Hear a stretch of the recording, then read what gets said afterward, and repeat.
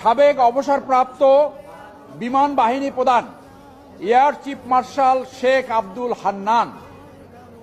বিমান বাহিনীতে বাৎসরিক বাজেট প্রায় 4,000 কোটি টাকা। 2021 থেকে 2024 পর্যন্ত তিনি বিমান বাহিনী প্রধান হিসেবে দায়িত্ব পালন করেছেন। 3 বছরে বিমান বাহিনীর বাজেট ছিল প্রায় 12,000 কোটি টাকা।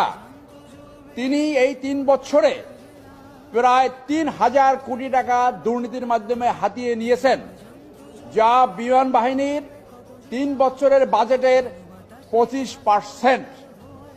তিনি 18টি স্থাপনা যেটা ব্যবহার উপযোগী ছিল সেইগুলো ভেঙে শুধু দুর্নীতির প্রায়শে তিনি সেইটি নতুন বিল্ডিং করার ব্যবস্থা করেছেন।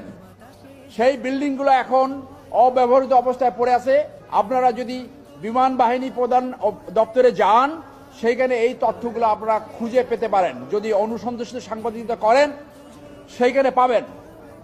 তার 2 স্ত্রীর নামে গুলশানে তিনি প্রায় 40 কোটি টাকা দিয়ে ফ্ল্যাট উপহার দিয়েছেন। তার দ্বিতীয় স্ত্রী একজন বিমানবালা।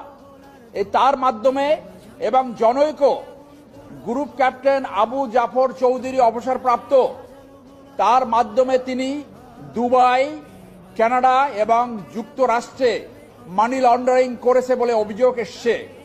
আপনারা জানেন সোশ্যাল মিডিয়ায় তার অধ্যয়নরত ছেলের অ্যাকাউন্টে 60 কোটি টাকা পাওয়া গেছে বলে আমরা সোশ্যাল মিডিয়ায় দেখেছি। বিমান বাহিনী প্রধানের পদ অত্যন্ত গুরুত্বপূর্ণ। যারা দেশের স্বাধীনতা এবং সার্বভৌমত্ব রক্ষার্থে দায়িত্ব পালন করবে, সেই পদে থেকে যদি এইরকম দুর্নীতি করে, এটা দেশের জন্য ভয়াবহ দুঃসংবাদ।